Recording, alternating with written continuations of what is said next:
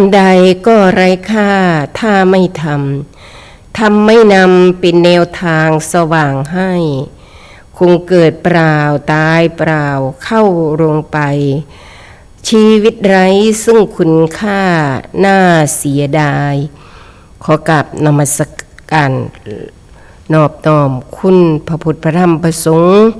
หลวงพ่อวิระศรีละโชโตพร้อมทั้งพระสงฆ์ทุกรูปสามเณรทุกองค์เจ้าค่ะค่ะธรรมาสวัสดีค่ะแม่ชีแม่พามญาติธรรมของเฮาผู้อยู่ทั้งบ้านทุกท่านค่ะแม่ชีลำดวนผู้รักธรรมได้มีโอกาสมาในรายการธรรมะย่ำเย็นค่ะมาในสถานีวิทยุเสียงธรรมของพุทธสมาคม FM 104.25 เมกะเฮิรตซ์สื่อสังสรรค์การเรียนรู้การศึกษาการปฏิบัติและเผยแผ่พระพุทธศาสนาค่ะทำการออกอากาศจากวัดป่าบ้านสังคุยอำเภอพังโคนจังหวัดสกลนครค่ะค่ะญาติธรรมที่กำลังติดตามรับฟังอยู่ในขณะนี้ก็คือเสียงแม่ชีนั่นเองค่ะคำแล้วมาจังสี่ก็ได้นำคำตัดคำสั่งของพระสัมมาสัมพุทธเจ้านำคำบอกคำเทศของคุณครูบาอาจารย์มาแปลงเป็นเสียงอีสานบ้านเฮาเอาธรรมมาจอบบึงกฎแห่งกรรมมาฝากกันค่ะเมื่อนี้ก็มาพบพอกันคือเก่านะคะ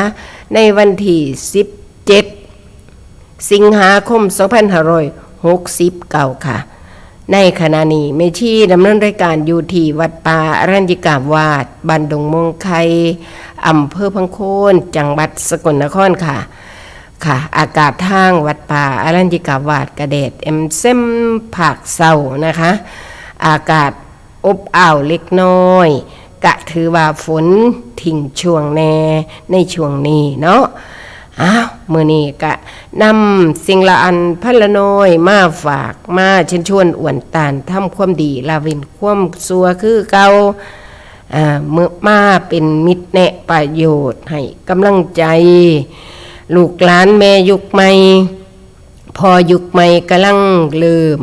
เข้ามาประพฤติปฏิบัติขั้นบ่ทุกข์กะบ่เห็นธรรมเพิ่นว่าจังซี่เด้เฮามาศึกษาแนวทางประพฤติปฏิบัติสมัครเป็นนักเรียนวิชาดับทุกข์ก็แล้วกันบ่ให้หลงทางเกิดมาเป็นมนุษย์แล้วก็ขอมีชีวิตที่บ่ให้เป็นมันมื้อนี้ก็มาเว้าชีวิตของเฮาบ่มีหยังสิดีทอคุณธรรมอย่าอีหยังกะบ่ดีทอธรรมโอสถฝ่ายจิตก็ต้องใส่ธรรมโอสถฝ่ายกายก็ใส่ทั้งแพทย์ทั้งหมอเติมสารอาหารนั่นนี่เฮาเลือกได้แม่นบ่คะแต่กี้แม่ชีกะสงสัยคือกันผู้เพิ่นเทศชีวิตมันเลือกบ่ได้เพิ่นว่าคุยได้ยินมาแต่อีกภาษาหนึ่งว่าชีวิตเลือกได้ว่าซั่นความสงสัยเป็นทางเริ่มต้นที่เฮาได้ศึกษาธรรมอันความปรัชญาอันนี้ก็คืออยู่เด้คันเฮาบ่สงสัยมันบ่ติดตามมันบ่สนใจแม่นบ่คะอันนี้สนใจคำเว้าคำเทศคำตัดสั่งของพระพุทธเจ้าเฮาอยากพิสูจน์นั่นเองก็ต้องเริ่มศึกษาชีวิตที่มีค่าต้องภาวนาเดินทางไปอยู่กับศีลสมาธิปัญญาย่อลงมาแล้วก็บ่ได้เบิ่งอีหยังไก่ดอกก็เบิ่งรูปเบิ่งน้ำเพิ่นว่าก็เบิ่งขันธ์ทั้ง5นี่ก็บ่ได้เบิ่งไก่ก็เบิ่ง10อย่างอันนี้ล่ะ3อย่าง10อย่างอันนี้ล่ะเพราะว่าหยังว่าติในกาย3วาจา4มโน3เพราะว่าหยังว่าติเลือกทางสมมุติและทางวิมุตตินี่มันคือการทวนกระแสเด้ถ้าเฮาบ่ได้ศึกษาพอสิเข้าใจนี่มันสิไปค้านมันสิไปต่อต้านมันสิบ่เปิดรับของดีเพราะความเห็นอันนึงมันมืดมิดเลยมาเว้าเรื่องมืดบาดนี่คำภาษาโบราณเพิ่นว่ามืด8ด้านเพิ่นว่าซั่นเด้แม่นบ่แต่เฮาก็เคยได้ยินเนาะเพิ่นเว้ากันโอ้ยบ่ฮู้เลยมืด8ด้าน มืด8ด้านแม่นหยังล่ะเอาก็มืดโดยที่เฮามาศึกษาเบิ่งดีๆแล้วเนี่ยก็คือมืดบ่รู้จักอริยสัจทั้ง4นี่เด้บ่รู้เหตุแห่งทุกข์บ่รู้สุขรู้ทุกข์อันใดมีตั้งแต่มืดมนอนทการแต่ถ้าเฮาเป็นผู้ศึกษาเป็นนักเรียนวิชาดับทุกข์นี่มืด8ด้านก็คือบ่รู้จักอริยสัจทั้ง4นั่นล่ะคันสิเว้าให้มันตามหลักการวิชาเพิ่นก็ได้แม่นบ่นั่นล่ะเฮาก็ต้องมาศึกษาชีวิต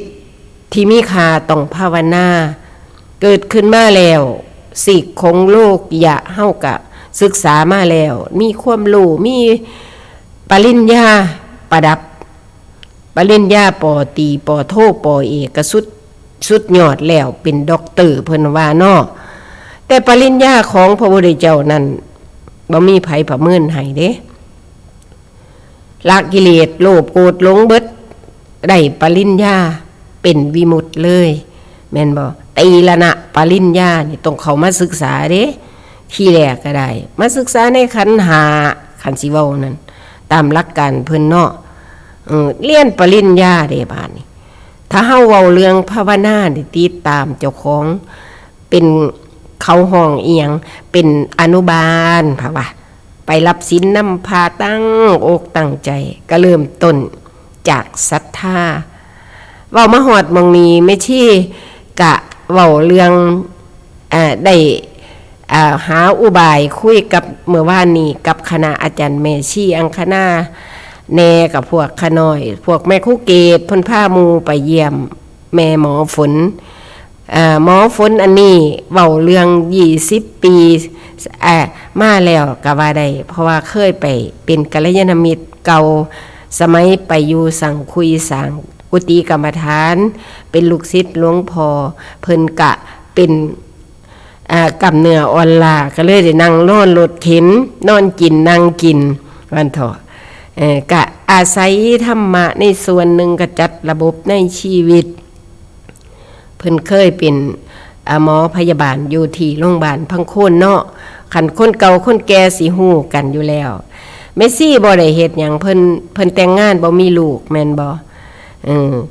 เจ้าบ่ต้องน้อยใจเด้อศีลก็อยู่นำเฮานึกถึงกันขึ้นฮอดกันเวลาใดนึกถึงพระพุทธพระธรรมพระสงฆ์ขึ้นฮอดครูบาอาจารย์กะมันง่ายซุมื้อนี้มีเสียงเทศเสียงธรรมแล้วเจ้าคิดไปฝ่ายใดคันเฮาได้มีศีลสมาธิปัญญาอันนี้มันมาอยู่กับชีวิตเฮาแล้วมันเป็นเครื่องอุ่นใจทรัพย์ภายนอกเฮาก็มีแล้วเจ้าก็บ่อึดบ่อยากเจ้าก็อยู่นำแต่ว่าทรัพย์ภายในเจ้าก็หาคันสิน้อยใจว่าบ่มีลูกเจ้าจำไว้อย่างเดียวพระพุทธเจ้าเพิ่นเปรียบเทียบนักปราชญ์คณาจารย์เพิ่นเปรียบเทียบว่าซั่นเพิ่นก็คุยสู่กันฟังเจ้ามีลูก4คนเจ้าจำไปเลยเด้อแม่หมอขะน้อยก็วางสิล่ะจำไปโลดพวกบ่มีลูกน่ะอย่าน้อยอกน้อยใจก็คือมีศรัทธาต่อพระพุทธพระธรรมพระสงฆ์ศรัทธาศีล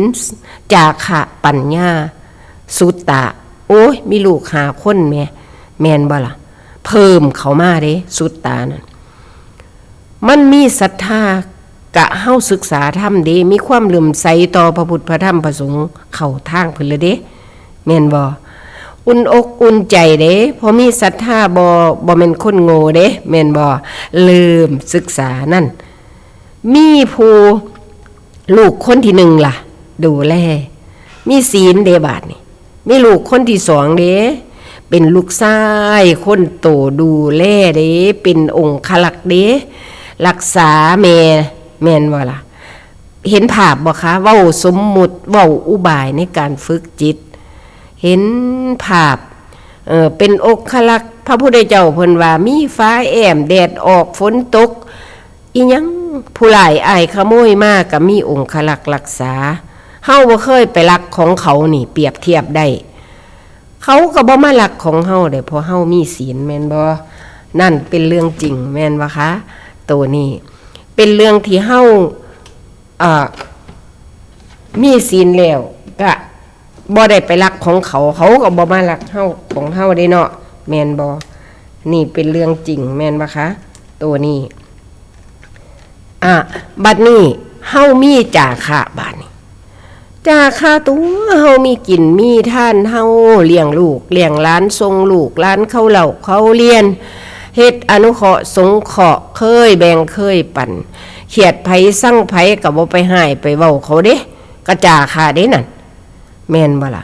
จาคะอภัยทานไปทานวัตถุแล้วก็มาทานนี่เป็นคำอธิบายของอุบายฝึกเด้มีลูกคนที่3เด้นี่มีลูกสาวแม่นบ่ล่ะดูแลจาคะ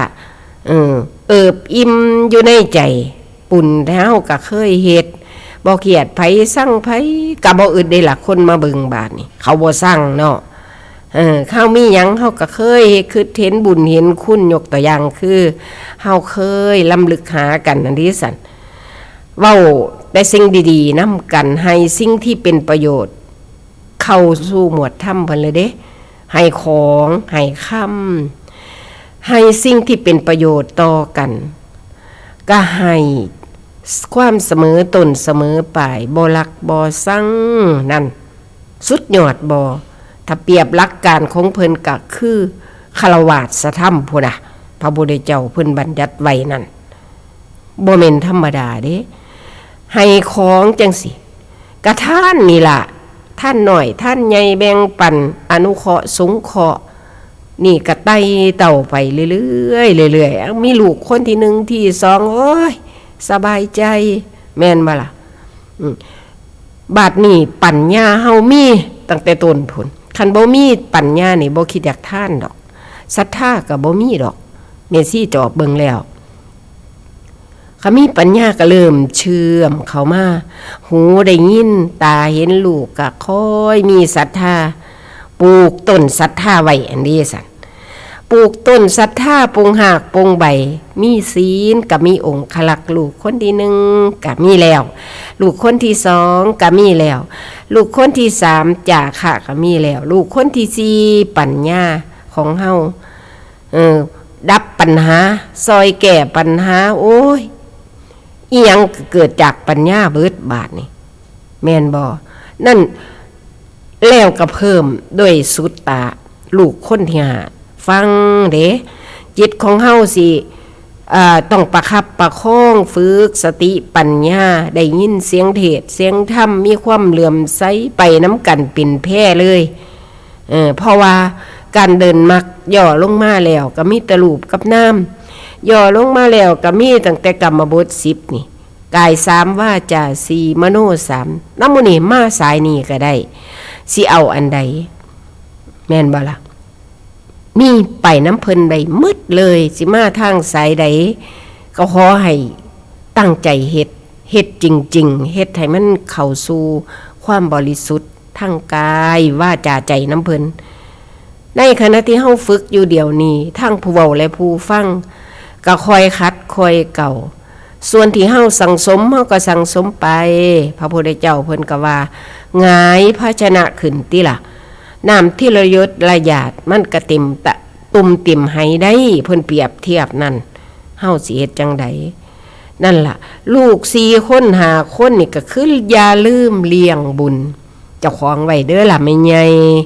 บ่แม่นเลี้ยงตั้งแต่หลานเด้เลี้ยงแต่หลานโอ้ยมีตั้งแต่คิดอยากได้อยากมีปรุงแต่งหาไว้ให้เขาลืมฮอดเลี้ยงบุญเจ้าของถ้าเปรียบเทียบอีกซีกหนึ่งเจ้ามีลูกหลายปานใดเจ้าบ่มีศรัทธาบ่มีศีลบ่มีจาคะบ่มีปัญญาบ่เคยสนใจน้ำเทศน้ำธรรมเจ้าก็บ่มีผู้สิเลี้ยงเจ้าปานใดดอกเห็นอยู่บ่ลูกหลายๆนั่นบ่มีผู้เลี้ยงวันแม่ก็บ่ถามข่าวกูจักเทื่อแม่นบ่สั่นแต่อันนี้โอ้ยเต็มอิ่มพวกบ่มีลูกนี่เอาขอปฏิบัติกำลังใจอุดมคติเมซี่ยืบยืนให้บ่แม่นขะหน่อยเว้าดอกขะหน่อยสำเนาความตัดความสั่งความเทศ แล้วเอาไปพิจารณาเบิ่งมันแม่นความเพิ่นใดเฮาบ่มีลูกนั่นแห่งนูทางเสือกบ่ผูกข้อปอบ่ผูกศอกแต่ว่ามันขาดความอดทนอยู่เด้ซุ่มบ่มีลูกน่ะบ่ได้เรียนเด้บ่ได้ทุกข์ออกลูกเจ็บท้องออกลูกบ่ได้ทุกข์คำบ่ได้ยืนขึ้นบ่ได้อยู่โลภพลายบาดนี้ทิฏฐิมานะพลายบาดนี้เอาไปใส่ตัวนั่นบาดนี้ถ้าเจ้าบ่ทุบให้แตกนี่เจ้าก็หนาวอีกไม่ที่เอาหลักการมากลางเพนที่แล้วก็จอบเบิ่งพร้อมจอบเบิ่งเจ้าของแน่จอบเบิ่งหมู่แน่เฝ้าคอยสังเกตนั่นล่ะเป็นที่มาของการฝึกสติปัฏฐานทั้ง4นี่ถ้าเฮาบ่เฝ้าคอยสังเกตรูปเวทนาสัญญาสังขารวิญญาณเอาวิญญาณไปตั้งอีหยังละบาดนี่จับประเด็นได้เลยถ้าเอาไปตั้งไว้ในตัณหาบาดนี่มันก็อยากได้อยากมีอยากเป็นถ้าบ่เชื่อไปจอบเบิ่งโลดเฝ้าคอยสังเกตเบิ่งห้วยมันแม่นอีหลีตัวนี่อยากไฟตัณหานี่มันห่อนมันล้นบ่ได้ดังใจมันก็หายเพราะมันมีบริษัทใหญ่มันก็ยังว่าโลภโกรธหลงอันนั้นแต่ถ้าเฮาตั้งไว้เอาศีลเอาศรัทธาเอาศีลเอาจาคะปัญญาสุตตะไว้มันก็ได้แปลเป็นปัญญาล้วนเป็นนักเรียนวิชาดับทุกข์ทางพ้นทุกข์พระพุทธเจ้าบอกคักแล้ว4อย่างนี้เป็นโสตปริยังขะจิตน้อมไปแน่นอนถ้าผู้ใดเดินทางสายนี้รับรองเปรียบคือตัดต้นไม้สิน้อมไปให้มันล่มไปทั้งใดเจ้าต้องมีปัญญาเจ้าต้องมีการประสบการณ์ฝึกฝนตัดโบจังสี่มันจังสิล่มไปพุ่นมันบ่ล่มก็ต้องหาแนวมาดึงมันไปปัญญาวางแผนไว้เสร็จล่ะล่มลงไปนี้มันทับเพื่อนทับซ่านทับคนตายถ้าเสียหายก็บ่เฮ็ดต้องแก้ด้วยปัญญานั่นปัญญาเท่านั้นที่สิดับทุกข์ใดสิไปพ้นเป็นนิพพานปัญญาอันนี้เป็นปัญญาที่เห็นสัจธรรมความเป็นจริงการที่เฮาสิเห็นความเป็นจริงนี่พระพุทธเจ้าบอกคักล่ะจือไว้จ่อๆเลยเข้าสู่ทางปฏิบัติเลยปฏิบัติให้อยู่กับกายวาจาใจอันนี้ล่ะแยกบาปแยกบุญงั้นว่าล่ะแยกตัณหาเพราะตัณหานี่ถ้าเฮาเอาไปตั้งไว้ในอารมณ์อันนี้ก็ความรู้สึกเด้จำไว้เลยธรรมะวรคำจำให้แม่นเรานำสู่การปฏิบัติได้แม่ยุกใหม่แม่ซี่ขอฝากเพราะสำเนาหลักธรรมที่พระพุทธเจ้าสอนแนวทางดับทุกข์นั่นถ้าเฮาเอาอารมณ์เอาตัณหา3อย่างอันนี้ล่ะไปตั้งไว้ในอารมณ์บาดอารมณ์บ่พอใจอารมณ์โกรธโลภโกรธหลงเมื่อยล้าอยากได้อยากมีอยากเป็นอยู่หั่นกายมาเป็นเจตนามันน่ากลัวบ่นั่นโยงมาใส่ตั้งแต่ข้าวเฮาบ่รู้พุ่นเด้มืดบุ่นอนทการพุ่นเด้แม่นบ่ล่ะมันบ่ได้คือมืดมิดดวงจันทร์ในวันดับเด้ยังบังกับคืนเพ่นเด่นเวหาเด้อันค่ำพังเพยเพิ่นนั่นแม่นบ่ล่ะแต่มืดมนอนทการของกิเลสตัณหาโลภโกรธหลงอันนี้8ด้านหมายถึงเฮาบ่รู้จักอริยสัจทั้ง4อันนี้บ่ได้แม่นบ่ล่ะคันเฮารู้ล่ะอ้าวก็รู้ติล่ะ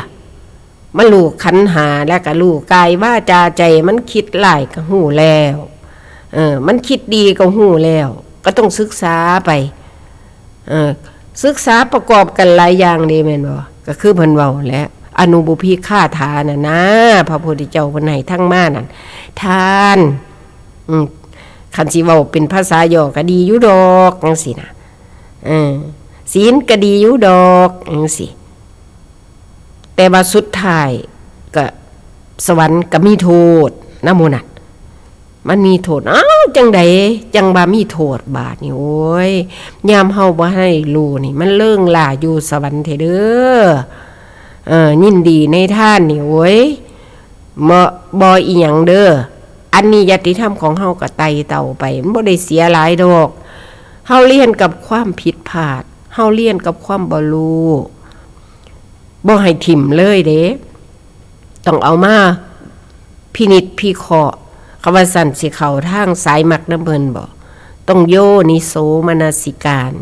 คิดไข่คิดควรสิ่งปรากฏเนาะเกิดได้ใหญ่มาเกิดแก่เจ็บตายนี่มันแก่บ่ได้เฮาต้องศึกษาให้รู้อริยสัจแต่มันมีทางอยู่พระพุทธเจ้าองค์เดียวพุทธศาสนานี้เป็นผู้ตรัสรู้โดยชอบเพิ่นค้นพบมาบอกเฮา2,600 กว่าปีมาแล้วล่ะคันสิเว้าเนาะเฮาก็เกิดตายจักเท่าใดศาสตร์เป็นหยังก็เป็นไปเบิดแล้วเกิดเป็นสัตว์สาว่าสิ่งตกนรกมุกใหม่คันสิเว้ายาวแต่ว่าเฮาศึกษายาวไว้ก็บ่เป็นหยังเด้บ่เสียหลายเด้บางครั้งนี่จิตเฮามันยังหยาบจิตเฮาบ่เห็นอริยสัจนี่มันดับบ่ได้เด้มันต้องอาศัย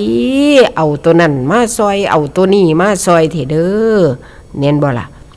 นี่ล่ะจังว่าเฮ็ดไปเรื่อยๆแต่สิ่งที่สำคัญที่สุดที่จังว่าเพิ่นบอกว่ามันมีข้อนึงอันอยู่ในมรรค8นั่นเฮาบ่ฮู้จักดอกมรรค8แต่ข่อยคิดออกจากกามอีหยังล่ะบ่รู้ข่อยคิดอยากไปบวชไปหยังข่อยบ่อยากอยู่แต่ข่อยไปบ่ได้ข่อยฆ่าลูกฆ่าเต่าฆ่าลูกฆ่าผัวฆ่าเฮือนฆ่าซ่านอันนี้ซื้อไปหาแม่ยุกใหม่เด้อคิดต้องมีอุดมการณ์เด้ตั้งไว้สูงๆโลดสักมือนึงเฮาจิต้องออกจากมันให้ได้พบอีหยังก็เรียนรู้ไปเป็นผู้ศึกษาเป็นผู้ภาวนาจุดใหญ่ใจความมันก็อยู่ที่เสียสละฝ่ายดีก็สั่งสมไปน้ำที่ระยศระยาดพระพุทธเจ้าบอกแล้วฝ่ายมันเป็นบาปเป็นกรรมมันกระเบียดกระเบียนกะพยายามตัดพยายามลดพยายามละแม่นบ่ล่ะปัญญาเท่านั้นที่สิซอยเฮาพิจารณาสิ่งปรากฏขึ้นมาในความรู้สึกเฮาอันนี้เนาะอันนั้นเนาะแต่เฮ็ดบ่อยๆเจริญสติก็เพื่อสิให้รู้แจ้งแท่งตลอดแม่นบ่มันเป็นเรื่องที่เรียนของครูเรียนไปเรื่อยๆของครูนั่นคือจิตใจเฮาบ่สงบจังซี่กับปัดสติเนาะคันสิเว้าเรื่องออกมาสายโพดทรง7นำหมู่นี่ก็มีสติมีธรรมวิจยะกับวินิจวิจัยวิเคราะห์ให้หาเหตุหาผลให้มันอันเฮายังบ่รู้นั่นแม่นบ่ล่ะก็เฮ็ดไปเรื่อยๆเพราะว่าจิตของเฮามันมีโมหะก็คือความหลงมีอวิชชาที่มันมืดบอดก็ต้องคู่กับสติสัพพัญญะเด้สติก็เป็นสติปัฏฐานทั้ง4พุ่นน่ะเอามาคู่กันที่ตีกายเวทนาจิตธรรมจิตเฮาลงธรรมบ่ได้ก็เอาอยู่หั่นแล้วแต่ว่ามันความทุกข์นี่มันมีประจำแล้วเด้ล่ะพอเฮาบ่รู้ได้ล่ะบ่รู้จักทุกข์แม่นบ่ล่ะไผก็บ่รู้คือกันมีแต่อยากได้อยากมีอยากเป็นกระจนว่ากิเลสมันตบแต่เอาง่ายมาจังได้มารู้คนเฮานี่มันมี2ประการอันนึงบุญเก่าที่ได้สั่งสมไว้เพิ่นใจเพิ่นออกใจเพิ่นคิดออกมีเหตุและปัจจัยของเพิ่นผู้เห็นอยู่บ่พระสงฆ์องค์ข้าเจ้าน่ะเพิ่นก็เพียบพร้อมในผู้เพิ่นสร้างบารมีมากะบุญเก่าเพิ่นหลายทรงใส่บุญใหม่คิดบ่คือให้เฮาคิดทวนกระแสตามคำสอนพระพุทธเจ้าเลยเด้เจ้าเห็นบ่พระรัฐบาลนั่นเป็นตัวอย่างเด้อ่านนิทานในสุตตันตปิฎกนั่นรับตาไปเห็นบ่ล่ะคือบ่มีลูกชายเดียวแล้วอยากบวชหลายนั่นสิตายซะสิแม่พ่อแม่ก็อยากให้ครองทรัพย์สมบัติบ่อึดบ่อยากจิตเพิ่นเห็นแก้วเห็นแหวนเห็นอันนี้เอาไปให้ผู้เพิ่นบ่มีเอาไปถิ่มโลดเฮาสิเว้าได้อยู่บ่เจ้าว่า มีท้องทอหนวดกุ้งนี่สะดุ้งจนเลื่อนไหวพุ่นตัวมีเพื่อนกัลยาณมิตรเนาะน้องเพิ่นก็เป็นผู้สังสมในการทำธุรกิจได้ย่อยๆนะเก่งกำไรนะซื้อท่องแทงนะมาเก่งกำไรนะแม่คือบ่ซื้อไว้ในบ่หั่นคิดบ่คือกันเด้ข่อยก็ข่อยก็บ่แม่นคนร่ำรวยข่อยมีมั่งบ่มีมั่งแต่ว่าคันอยากลงทุนก็บ่ได้ใช้ทุนหลายก็ลองเบิ่งได้เป็นหยังว่าซั่นเอาเงินฝากไว้มันบ่ได้กำไรเด้ว่าซั่นข่อยมาคิดซื่อๆข่อยก็บ่คิดข่อยคิดหยังว่าติเจ้าเพิ่นมาอยู่วัดจังซี่เจ้าสิมีทองแท่งเจ้าสิเอาไปเมียนไว้ไสล่ะเจ้าหนีไปทำวัดเจ้าก็สิคิดขี้ขโมยสิมาเอาทองกูละบ่พะว่าเจ้าบ่สิเอามาของอีหยังเฮาเป็นผู้สละข่อยก็เว้าจังซี่แล้วก็เศร้าเด้ล่ะตั้งแต่แท้หัวเจ้าของบ่มีหลายปานนั้นดอกว่าเว้าสู่กันฟังวิธีคิดก็ได้เนี่ยเพิ่นคิดออกจากกามมันตรงกับอยู่ในอริยมรรคมีองค์8ข้อนึงมันเป็นสัมมาทิฏฐิข้อที่1เนาะสัมมาสังกัปปะข้อที่2โยงไปในภาคปฏิบัตินี่คิดออกจากกามว่าซั่นห้วยเฮาก็บ่แม่นไปน้ำเพิ่นได้อยู่บ่เฮาบ่เคยฮู้จักดอกมัก8มักเปิดอีหยังก็ได้เนาะแต่ว่าผู้ได้สั่งสมมาแล้วในส่วนนี้บางครั้งก็เป็นอุบาย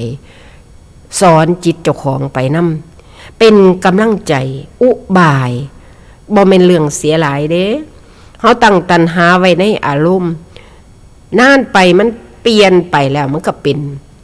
เจตนาเจ้าคิดเบิ่งน่ากลัวบ่ความคิดอันนี้ก็ได้เปลี่ยนตั้งตัณหาไว้ในอารมณ์อยากได้อยากมีอยากเป็นคิดบ่เศร้าขนขวายอยู่บ่เศร้าเป็นเจตนาละบาดนี้เจตนาอันนี้ต้องตั้งใจสิเอาอันนี้เฮ็ดอันนี้ได้บาดนี้อยากขามันตายไฟซัวก็ได้สั่งมันเจตนาบ่อภัยให้มันเลยนี่ไฟซัวเบิดไฟกิเลสตัณหาโลภโกรธลงนั่นเขาก็ตีประตูไปเลยเข้าประตูของเขาเลยไปณวันนี้เฮาตั้งเจตนาไว้ในอารมณ์นิพพานเพิ่นว่าเอ้าเมซี่ก็สงสัยเนาะเริ่มปฏิสัมพันธ์เด้ความสงสัยเป็นจุดเริ่มต้นในการค้นคว้าในการศึกษาในการภาวนาเฮาเด้อบ่แม่นน้อยๆเด้เฮาก็บ่แม่นว่าสิหลงไปโลดเนาะเฮาต้องพิสูจน์เด้บัดนี้เฮาตั้งไว้ได้บาดนี้ข่อยบ่เอาตัณหามาตั้งไว้อารมณ์ข่อยเด้ข่อยเฮ็ดให้อารมณ์ข่อยน้อยลงที่สุดว่าเว้าแบบนี้ก็ได้อุบายนึงอารมณ์บ่ดีเพิ่นเว้าได้เฮาก็จอบเบิ่งได้แม่ล่ะตื่นขึ้นมื้อนะลังมือมันก็อารมณ์บ่ดีลังเทื่อมื้อมันก็อารมณ์ดีเพิ่นได้เพิ่นก็ดีใจอารมณ์เพิ่นดีอารมณ์อันนี้คือความรู้สึกเฮาเด้วิญญาณเด้มันทำงานรวมกันอยู่ในขันธ์ห้านี่ฝ่ายจิตเด้บ่ได้แม่นว่าล่ะมาจากความบ่รู้มาจากสังขารวิญญาณตั้งไว้สัญญาเด้บาดนี้ถ้าเฮาเรียนกับสัญญาเด้เดี๋ยวนี้นั่นบาดนี้เฮาเรียนอยู่สัญญาเฮาก็ต้องศึกษาให้รู้ความเป็นจริงตัวล่ะมันจังสิบ่มืด8ด้านเด้ล่ะไม่สิมาคุยเรื่องมืด8ด้านเด้ล่ะมื้อนี้แม่นบ่ล่ะมืด8ด้านเพิ่นว่าซั่นโอ้ยมืดปานแป้นปีกพุ่นน่ะมันมืด8ด้านเว้าซื่อๆบ่รู้พอมาศึกษาเบิ่งแล้วมันมีคำที่มืด8ด้านอันนี้บ่รู้จักอริยสัจทั้ง4อันนี้บ่รู้จักเหตุแห่งทุกข์บ่รู้จักทางสิออกไปบ่รู้เลยบ่รู้ไตรลักษณ์บ่รู้สมมุติวิมุตติออกไปก็บ่เป็นแม่นบ่ล่ะแต่ถ้าเฮารู้บาดนี้มาตั้งสายนิพพานรู้แล้วได้ทาง7สายข่อยสิเลือกอันนี้สวรรค์ในกำมือบ่อยากไปก็ได้ไปข่อยแต่ว่าข่อยมุ่งสูงกว่านั้นอย่าได้ความเบาเด้อล่ะเขาเจ้าเฮ็ดในโซเชียลนะไม่ไงผู้เพิ่นอยากได้ดินวัดอยู่ขอนแก่นนี่นะ คุณแม่นี่จะแม่นจิตใจสูงส่งเนาะว่าซั่นเขาเจ้าว่ามันน่าคิดเด้คุณแม่นี่ดีจะดีขนาดเนาะน่าคันแม่นเฮาเว้ากันก็ได้จิตใจสูงส่งเท่าต้นตาลว่าซั่นเจ้าคิดเบิ่งอันยังยงเยงเห็นอยู่ในภาพนั่นอันต้นตาลน่ะไม่หยังเป็ดตัวนั้นเขาเว้าใส่เพิ่นแบบผู้ดีนะนี่ก็ได้ยินสำนี้ก็ต้องน้อมมาคิดเด้น้อมพิจารณาเด้ถ้าบ่มีความละอายต่อบาปนี่มันเฮ็ดได้เบิดนั่นล่ะเพราะถูกความโลภความโกรธความหลงเป็นเจ้าเลื่อน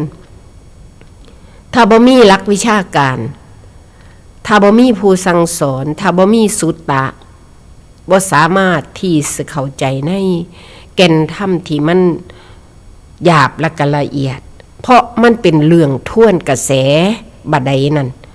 ถ้าคำโบราณเพิ่นว่าอยากกินเฮ็ดละโงกให้ซักซุ่มน้องน้องเพิ่นว่าแปลว่ามันท่วนซำใดสันเจ้าว่าคันอยากกินข้าวให้ดำใส่พะลั่นหินว่าสันคำโบราณเมซี่ศึกษาธรรม3แนวพุ่นเด้อเพราะเป็นคนโบราณเนาะคำก่อนอีสานแล้วก็คำตัดสั่งของพระพุทธเจ้าในแนวทางดับทุกข์อันนี้คำเทศคำเว้าคำสอนครูบาอาจารย์ผู้เพิ่นมีจิตวิญญาณนำพาเฮาเข้าสู่ทางหลุดพ้น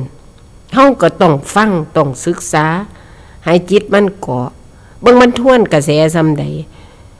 เวลาเฮาฮู้จักเรียนไว้แน่เข้าใจไว้แน่ฟ้อนนี่ม่วนขนาดตั้งแต่กี้แม่นบ่แต่ก็เฮ็ดไปซื่อให้มันเฮ็ดได้ทุกอย่างอันใดบ่ผิดศีลเฮาเป็นชาวบ้านให้มันกลมกลืนต่อโลกสิ่งที่มันบ่ผิดศีลหานั่นเฮ็ดไปโลดไม่ซี่ก็เคยเฮ็ดแล้วก็เลยเว้าสู่ซุ่มอันแม่ยุคใหม่กำลังสิปรับตัวเฮาถ้าเฮาขาดหลายมันก็บ่ได้มันเป็นแกะดำแม่นบ่อันใดกับต้องอยู่กับการภาวนาดิเบิ่งพระพุทธเจ้าเพิ่นเปรียบเทียบพวกร้องเพลงม่วนขนาดก็แปลว่ากันเจ้าของไว้แน่อย่าให้หลงหลายกับพวกร้องเพลงก็คือพวกร้องไห้หัวเราะน่ะนะกับพวกเด็กน้อยเบิ่งเพิ่นเปรียบเทียบดูพวกฟ้อนล่ำนี่เป็นพวกพี่บ้าสิเว้าเห็นอยู่ครูบาอาจารย์เพิ่นสิเว้าพวกบ้ามันเป็นบ้าเพิ่นสิใส่คำนี้เฮาบ่เครียดเด้เครียดตัวมาว่าเฮาเป็นบ้าเนาะนี่คือเอาความรู้สึกทางโลกก็มีมันเลยเครียดง่ายเครียดให้ฮอดครูบาอาจารย์พุ่นถ้าบ่รู้จักภาษาธรรมนี่บ่แม่นน้อยๆเด้เพราะมันท่วนกระแสนั่นเด้ล่ะแม่นบ่ล่ะพวกอันร้องไห้หัวเราะง่ายยังเห็นอยู่บ่พระอริยะเพิ่นเงียบหัวเราะก็หัวเราะซื่อเพิ่นบ่ยึดบ่มั่นเป็นอกิริยาเพิ่นซื่อๆเจ้าของไปเบิดพวงจอบเบิ่งติล่ะคำว่ารักก็เบิดใจคำว่าสร้างเบิดใจคันคิดว่าไฟกามไฟหยังเพิ่นก็ไปเบิดใจนั่นคือตัณหาตั้งอยู่ในอารมณ์ของเฮาเด้อบัดใดแม่นบ่ล่ะคนร้องเพลงก็คือคนร้องไห้หัวเราะแม่นบ่ล่ะก็คือร้องไห้ทำไปตามอารมณ์ตัณหาคักๆบัดมารู้นั่นโอ้มันเป็นแนวนั้นเองมันท่วนกระแสซำใดพวกฟ้อนล่ำคักหลายเฮาไปเบิ่งนั่นเบิ่งนี่โอ้ยจะแม่นม่วน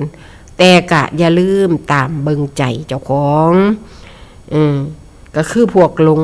สติอันนี้มันก็เลยเป็นคนเป็นบ้ากันหัวเราะร้องไห้เนี่ยมันก็คือเด็กน้อยเด็กอ่อนจังว่านำผู้ลังคนโอ้ยมันเป็นมาแต่เกิดพุ่นเด้ล่ะเมซี่อุบาสิกาเอ้ยมันอยากให้มันดีใจเสียใจเจ้าฝึกเมซี่เคยตั้งเป้าไว้ตอนไปอยู่น้ำหลวงพ่อนี่เฮ็ดบ่มาฝึกเด้อมาฝึกลืมเพิ่นว่าเพิ่นห้องหาหมู่เด้มันภาวนาเห็นตัวใดมันกับเอาตัวนั้นล่ะไปเว้ามาฝึกลืมจังใดจังวางสันข่อยมาฝึกลืมเด้ขอมาอยู่นี่ลืมหยังก็ลืมบ้านลืมเฮือนลืมลูกลืมผัวลืมเบิดคันเข้ามาวัดนี่เขาก็บ่ไปคิดฮอดเด้หน้าร้านก็บ่ปอนมาเด้พุ่นแล้วเพิ่นเว้าใหญ่เด้หน้าร้านก็บ่ปอนมาเด้ผัวก็ลืมเบิดมาฝึกลืม มันสิเฮ็ดไปก็ลืมบ่ให้มันคิดก็หมายถึงกับเขามาฝึกสติเฮาเด้ล่ะแม่นบ่เข้าทางนำเพิ่นเด้ล่ะคนร้องไห้หัวเราะมันก็เด็กอ่อนเนาะนี่คือนิสัยปุถุชนแม่นว่าล่ะอันเฮาก็หัวเราะอยู่ดอกมันเป็นกิริยาเด้ซั่นก็เป็นที่เฮาเคยเฮ็ดมาบ่อยนี่มันไปโยงไปใส่ในการปฏิบัติพูนรักใหญ่ใจความฝึกให้รู้บ่มืด8ด้านรู้จักอริยสัจทั้ง4เดินมักไปอยู่ในสัมมาทิฏฐิไปคิดออกจากกามไปออกบ่ได้ก็ทำดีที่สุดเอาดีรอเลี้ยงไว้ให้ทานให้สิ่งให้ของให้นั่นให้นี่สอนไปเบิดพระพุทธเจ้านั่นบ่แม่นให้เพิ่นเบิดโตเด้บ่ให้เบียดเบียนเจ้าของบ่ให้เบียดเบียนผู้อื่นครูบาอาจารย์ผู้เพิ่นเห็นตัวนี้เลือไว้แต่เมตตาอันนี้จริงเด้อเพิ่นสิเว้าบ่อยๆเฮาบ่รู้ได้บาดนี้ความเฮาบ่รู้ว่าบ่ให้เฮ็ดคือบ่หามว่าไปท่านเป็นจังได๋คือว่าจังซี่ความสงสัยเป็นจุดเริ่มต้นจำความนี้ไว้แน่พ่อสิให้เฮาศึกษาพ่อสิให้เฮาภาวนาตามรู้ตามเห็นตามเบิ่งเข้าหาความเป็นจริงมันมี2สีกนั่นเด้ซั่นสีกทางโลกียะนี่มันต้องเฮ็ดให้มันมีก็ด้วยที่บ่เบียดเบียนกันเห็นบ่ก็คือศีลอันนั้นล่ะเป็นองค์ลักษณ์เป็นผู้ที่รักษาเฮาบ่ทำบาปทำกรรมบ่เคยเกลียดเคยสั่งบ่เคยไปเบียดเบียนลักซกจกหอของเขาก็บ่มาลักเฮาแม่นเขาสิตั้งอยากใจเอาก็มีเหตุมีปัจจัยมีตัวซอยเว้าธรรมะจอบเบิ่งก่อนแต่สมัยลูกยังน้อยช่วงนึงมีขี้ขโมยขึ้นบ้านไทบ้านดงม่วงไข่อันนี้ล่ะคืนนั้นขึ้นเขามาขึ้นได้หาหลังเฮือนหมายความว่าเขาจะขึ้นไปเฮือนขน้อยเป็นหลังสุดท้ายขึ้นมานะลูกนอนอยู่ดีๆอยู่ก็ให้ขึ้นมาแล้วกินจู้กินนมลูกยังน้อยเขามาเอาแล้วเขามาหารถได้เสื้อกันหนาวตัวนึงเสื้ออันใหญ่ๆอันกันหนาวเห็นมั้ยมันห้อยอยู่ทางนอกอยู่บ่อยู่เห็นเฮาตื่นแล้วมันละถิ่มผ้าอีโตไว้มันไปเอาบัตรหาแจ้งมาโจทย์คันกันแล้วมันผ้าเฮือนนั่นเฮือนนี่ผ้ามีดอีโตนั่นหั่นขน้อยกับผ้ามันหน้าดิมองจังสีก็บ่ค่อยถิ่มเด้โอ้บ่ขาดเสียก็บ่เสียเนาะก็มีตัวซอยโยงไปใส่มีผู้รักษามีคุณธรรมเฮาบ่เคยเอาของเขาก็บ่พอสิได้มาเอาของเฮาก็หูเมื่อบ่ขาดตายบ่ฮ้อนตายบ่ขาดเสียบ่ฮ้อนเสียไปหากรรมพุ่นนี่บาดนี้โยงไปคิดตองไปปรุงแต่งยาวก็ยาแต่มันอยู่ในวงล้อมของการค้นหาความจริงเด้มันบ่คือปล่อยให้ตัณหาไปตั้งไว้ในอารมณ์เด้อนี่เป็นเรื่องจริงแม่นบ่คะก็จังว่ามันก็เข้าสูตรโยนิโสมนสิการแต่ถ้าสายนิพพานพ้นแล้วบ่ได้เว้ายากบ่เว้าหลายแต่ว่าก่อนสิเอาความนี้ได้เนี่ยมันเดินทางมาศึกษากับความผิดมาจนแตกเอลีแล้วเห็นสัจธรรมแล้วเห็นหนทางไปแล้วอันนี้บ่ความตัณหาหน่อยลงแล้วอุปทานเห็นโทษเห็นคุณแล้วบ่มีประโยชน์อีหยังเลยเห็นสมมุติจิตวิมุตติหลุดพ้นออกไปพุ่นเฮาบ่ได้แม่นสิมาหวังว่าเอาซำนี้เด้แต่เป็นหยังล่ะคือเฮ็ดดีที่สุดละบาดนี้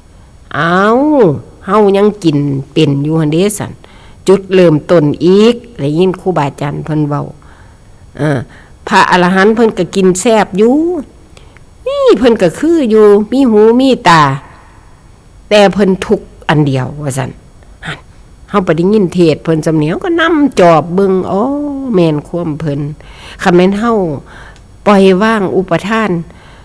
บ่แม่นของเฮาคือครูบาอาจารย์เพิ่นบอกได้เบิดนี่เฮาก็ถอนความรู้สึกเฮาไปคือเพิ่นว่านี่มันก็สิบ่มีทุกข์อีหยังตัวนี่แน่มันก็สิได้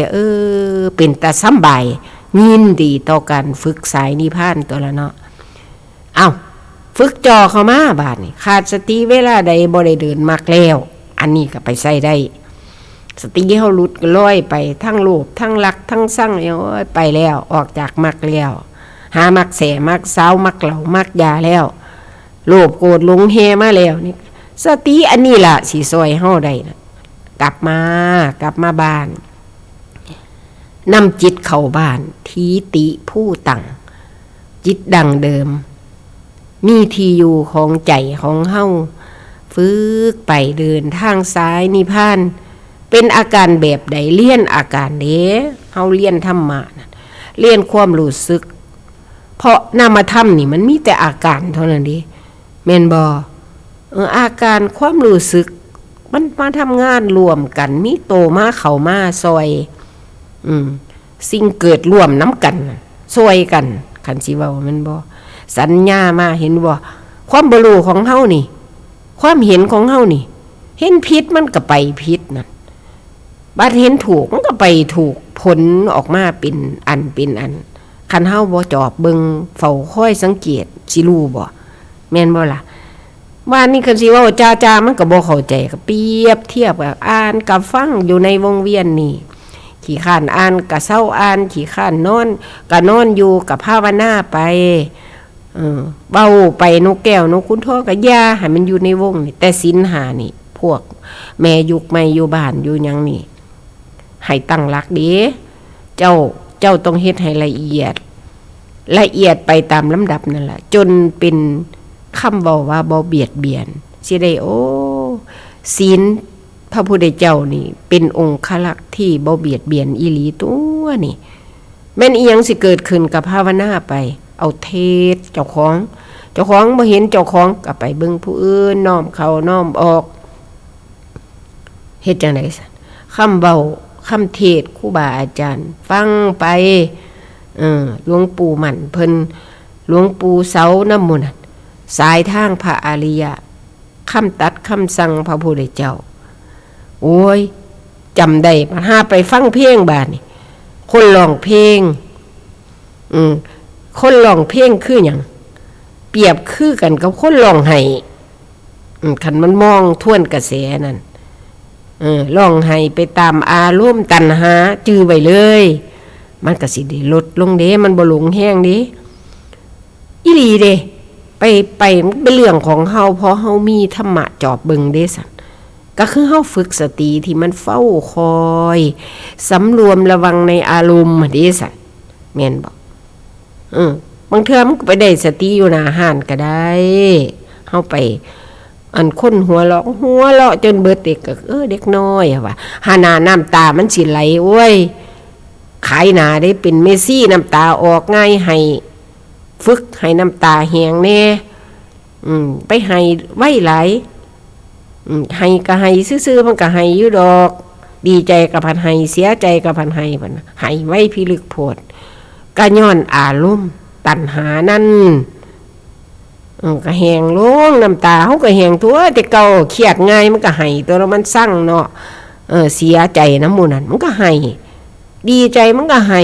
อันนี้เฮาภาวนาไปโอ้ยมันบ่เที่ยงดอกดีใจอันนี้ก็จักหน่อยก็เปลี่ยนไปโอ้ยโตกำกับมันนี่ก็คือไตรลักษณ์นี่เด้ลักก็คือเก่าล่ะอีกจักหน่อยเลยกลับมาพอดีคือเก่าบาดนี้มันบ่เชื่อจอบต่อไปอีกหึงเติบบ่ทันได้โดนดอกมันก็มีแนวมากระทบเฮาคือเก่าดีใจนี่ล่ะทำให้เฮาเสียใจรักนี่ล่ะทำให้เฮาสั่งอยู่เดียวนี่ฮู้จักเรียนของครูประกบไปเลยเอาไตรลักษณ์อันนี้ล่ะจนกว่าว่าเฮาสิแตกเล่ในใจมันนุ่มมันเข้าใจสัจธรรมในตรงนี้แล้วก็เบิ่งเพิ่นเว้าแหน่3รอบพุ่นเห็นอริยสัจทั้ง4นี่พระพุทธเจ้าเพิ่นเว้านั่นครูบาอาจารย์เพิ่นเฮ็ดให้ฟังน่ะ339 3412 4รอบพุ่นน่ะแม่นบ่อาการมันนั่น อวิชชาสังขารวิญญาณรูปน้ำอีหยังนั่นอายตนอกตนะน้ำมูนันมาพัดสุพัสสะตัณหาอุปทานโอ้ยจังได้เป็นภพเป็นชาติจังได้ทุกข์ได้ลำบากเวียนว่ายตายเกิดเห็นเป็นปล่อยไปบ่ล่ะนั่นล่ะหานาเฮาก็คอยโอ้ยยายขันย่ามมันสิดีใจเห็นฮอดอารมณ์เจ้าของมันกระเพื่อมขึ้นมาย่ามมันสิเสียใจมันตกคว่ำลงไปบีบคั้นทุกข์เห็นอาการฉันนี่คือเรียนวิปัสสนาเด้มันบ่ได้แม่นว่าสิไปเฮ็ดอีหยังจังว่าครูบาอาจารย์เพิ่นว่าฝึกคันมันรู้แล้วมันก็ฝึกง่ายอันเฮาบ่รู้นี่แบกต้นไม้มาเฮ็ดเสามันก็ไปแบกมาเบิดงาเบิดใบมันสิตายมันทุกข์คันว่าอีหยังบ่รู้เจตนาพระพุทธเจ้าเลยแม่นบ่นั่นล่ะเฮาก็มีหลายอันหลายแนวหลายแง่หลายมุมหลายกะยามาจุดเดียวฝึกสายนิพพานมาอยู่กับปัจจุบันทุกข์บ่เกิดอ้าวคือว่าจังซี่ไปจอบเบิ่งติล่ะเวลาใดสติเฮาไปตัณหาเฮาเกิดมันก็ไปคนทุกข์คนยากมาไผละทุกข์มันก็จิตอันนี้แหล้วแต่ว่าอยู่กับปัจจุบันถ้าเฮาฝึกใส่ปัจจุบันนี่อารมณ์เฮาก็เย็นพอดีสั่งหัวมันเถาะเป็นจังไดก็ยามันความแก้วกล้าความเพียรฝึกฮ้อนมาหาเย็นคอยภาคคอยเพียรละเฮ็ดดูเฮ็ดเบิดปีเบิดศาสตร์บ่แม่นว่าเขาพรรษาอดเหล้าออกพรรษาแห่งนำกว่าเก่าบ่ได้แบบนั้นมันก็ได้เซามีแห้งซื่อๆแม่นบ่อยู่เข้าฝึกสมาธิโอ้ยเซาอ่อนหลายมิตรจิรีออกมาแห่งคักกว่าเก่าด่าคนนั่นจอบเบิ่งคักแล้วเห็นหมู่นำเจ้าของบ่ค่อยมีสมาธิหลายดอกมีแต่ตั้งใจนี่เป็นเรื่องนึงเมซี่มาจมมาเว้ามาคุยแลกเปลี่ยนเรียนรู้ซื้อหาแม่ยุคใหม่ลักษณะบ่มีอันใดที่สิสำคัญต่อการศึกษาบุญหลายไสยาวมาเรียนมื้อนี้มาเรียนเรื่องความมืด8ด้านแปลว่าอีหยังก็คือบ่รู้จักอริยสัจทั้ง4บ่รู้ทางเข้าทางออกบ่รู้จักชีวิตสิเป็นจังใดฝ่ายตัณหาราคะอุปทานอีหยังสุดท้ายก็บ่มีอีหยังแล้วเฮ็ดจังได๋สั่นเฮาก็บ่เคยเชื่อแต่ยามเวลาใดของเฮาเสียเฮาหายหรือเฮาเสียหลักเสียหยังก็กันส่วนหนึ่งก็ให้ภาวนาดิบ่ให้ถิ่มไปซะเบิดเด้แต่เก่านี่ก็แพงหลายแม่นบ่แพงหลายของแตกของเสียนี่จะแม่นเสียใจเสียได้อยู่เป็นเดือนเป็นปีก็บ่เคยเศร้าฝึกไปฝึกมาตัวนี้เอามาวัดผลเจ้าของก็ได้เด้เวลาได้ยินเสียงแก้วงามๆที่มันตกเฟี้ยงลงไปนี่แต่เก่าผู้มาโกรธมันก็สิโกรธด่าแม่นบ่ด่ามือด่าเจ้าของด่าคนอื่นมันเอามาตั้งไว้ยังมองนี่คนสิย่างไปนี่เพิ่นแล้วเพิ่นด่าคนอื่นพุ่นเด้อแต่ซุมื้อนี้มันตกเฟี้ยงลงไปรู้แล้วต้องแตกแม่นบ่แล้วของที่เฮาฮักแตกแน่นอนตายก็เสียแน่นอนก็เฮ็ดเซเวไว้ซะก่อนคอยฝึกเทื่อนั้นเทื่อนี้กระใจของเฮาก็บ่โกรธขึ้นมาไว้สร้างภูมิป้องกันให้จิตให้ใจของเฮาเฮ็ดไปบ่มีผู้ใดสิเก่งลืนไผเมซี่มาเว้าก็เป็นกำลังใจเป็นผู้เฒ่าเล่าเรื่องให้คติสอนใจสำหรับผู้บ่มีลูกเจ้ามีลูกหลายๆเจ้าบ่มีผู้รักษาเจ้าเด้ถ้าเจ้าบ่มีสิศรัทธาศีลจาคะปัญญาสุตตาอันนี้นั่นมันมีดาดเดือนเด้เพราะเจ้าขี้ที่เจ้าบ่ให้ผู้ใดเจ้าบ่ปั่นคนเจ้าบ่สงเคราะห์ไผเพราะเฮาเป็นสัตว์โลกอยู่มันมีกรรมอยู่กรรมดีกรรมชั่วกรรมบ่เคยเมตตากรุณาคนกรรมน้ำมันก็เสียซื่อๆตายนี้จากบ่มีประโยชน์อีหยังนี่เจ้าก็เห็นมาดาดเดือนแม่นบ่คันแม่นเฮาเคยมีนิสัยเอื้อเฟื้อเผื่อแผ่จาคะ คนอื่นอานุภาพของธรรมน่ะมันมีมาเองมันบ่ต้องหาเลี่ยนของขังเอียงดอกจิตเฮาบริสุทธิ์แม้แต่สัตว์สาว่าสิ่งถ้าบ่เป็นกรรมอีหลีมันก็บ่กัดบ่ตอดเฮาดอกมันก็มีแนวอันนี้กันอยู่บ่ขาดตายบ่ฮ้อนตายแม่นบ่แต่สัจธรรมนี่เกิดแก่เจ็บตายนี่เจ้าสิดีหรือชั่วนี่แม่นบ่ก็ตายคือเก่าก็ไปตามกรรมไผมันคือเก่าหนทางเจ้าเลือกเองนี่ชีวิตเลือกเองเฮ็ดจังได๋สายนิพพานอยู่กับปัจจุบันเท่านั้นทุกข์ไม่เกิดนี่เอาคำนี้ไปโชว์ไว้ไปจอบเบิ่งแม่นความเพิ่นกะศรัทธาเฮาก็เพิ่มแล้วบัดนี้สติเฮาก็เพิ่มมันไปมันมามันไปมันมาก็คอยมาอยู่ห่างๆสติเปรียบคือแม่เอาไว้แก้ยามมันมีปัญหาถ้าผู้ใดบ่มีสติกับอีบะเลอปะซื้อแหละบัดนี้ทั้งหายทั้งยากเตะซ้ายโอ้เห็นมาดาดเดือนแม่นบ่เป็นเรื่องจริงชีวิตนี่มันมีทุกข์อยู่แล้วถ้าเฮาจัดสรรบ่ถูกแฮงตืมทุกข์ด้วยความบ่รู้ของเฮานี่เองคันเฮารู้อันใดว่าสิเป็นพิษเป็นภัยผู้ฝึกมาแล้วมันยังบ่กระจ่างกะมีความรู้สึกว่าเป็นความรู้สึกว่ามันบ่แม่นจังซี่กะซอยเฮาได้ระดับหนึ่งได้นั่นล่ะคือผู้มีภาวนามามันก็คอยซึมซาบอาบลดโอ้ยเฮาก็บ่อยากเป็นบ้าเนาะก็บ่ปล่อยใจหลายนี่ซั่นคือเห็นความเพิ่นเว้าแม่นบ่ร้องเพลงนี่โอ้ยร้องไปก็มวนหลายก็น้ำตาย่อยผู้เดียวพุ่นก็มีเด้ล่ะหลงเสียงเจ้าของก็เคยมีแม่นบ่แต่ย่ำที่เฮามวนนั่นไผก็ร้องเบิ่งสุอันก็เลยมาเข้าวัดฟังธรรมไปเฮ็ดบ่น้ำตายมันแห้งลงแน่บ่พอให้ก็บ่ให้ง่ายปานใดดอกมันขายหน้านักบวชนักพจน์เดี๋ยวเพิ่นสิว่าเป็นเด็กน้อยเอาตัวนี้โคนไว้ก็บ่เป็นหยังเลยล่ะลังเถื่อโอ้ยบ่ได้ว่าเด้มันเป็นจังซี่แต่ผัดเกิดก็เกี่ยวกับอารมณ์ในส่วนนึงแม่ซี่ก็จอบเบิ่งคักแล้วก็ย้อนเฮาฝึกเด้ไปฝึกลูกเสือเด้ได้ย้อนฝึกลูกเสือ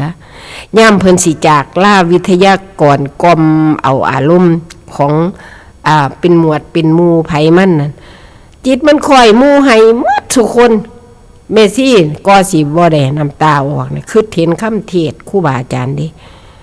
รถเป็นแข็งถืออยู่บ่ให้คือเห็นว่าโลกสงสารอันนี้มันก็เป็นจังซี่ล่ะเพราะว่ามันพัดภาคมันก็น้ำตาย่อยก็เอาใจเฮาไปใส่ถ้ำไว้